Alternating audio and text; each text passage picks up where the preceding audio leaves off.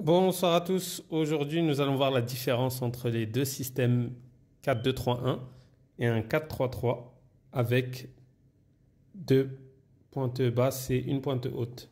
Le 4-3-3 peut être également inversé avec une pointe basse et deux pointes hautes, deux relayeurs. Et nous allons voir les similitudes et les différences entre ces deux systèmes qui peuvent se ressembler par situation. Je vais là, comme ça, de cette façon-là, on peut, par situation dans un 4-3-3 à une pointe haute, se dire que c'est un 4-2-3-1. Mais ce n'est pas du tout la même chose pour une raison simple qui est lorsque vous jouez en 4-3-3 avec une pointe haute comme un 10 ou une pointe haute du triangle, vous avez toujours votre triangle au milieu et vous avez seulement trois lignes. La ligne des quatre défenseurs, la ligne des trois milieux, ainsi que la ligne des trois attaquants. Ce qui change tout pour l'organisation défensive, le pressing, toute l'organisation de votre équipe avec et sans ballon.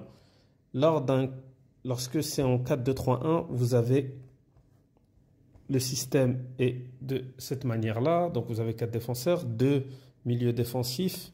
Vous avez un réel meneur de jeu ou un numéro 10, appelez-le comme vous souhaitez.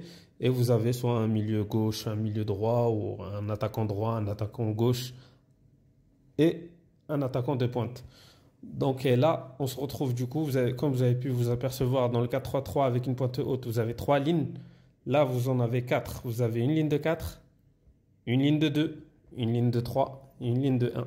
Donc voici vraiment la différence pour certains joueurs qui se posent la question que c'est pareil, 4-3-3, deux pointes avec une pointe haute et 4-2-3-1, c'est la même, ce n'est pas du tout pareil. Le système peut se ressembler, peut avoir des choses qui sont similaires, mais dans la mise en place et dans ce qu'on demande avec et sans ballon, lors d'un pressing, la sortie de balle, bah, ce n'est pas du tout pareil car là vous avez quatre lignes au lieu d'en avoir que trois.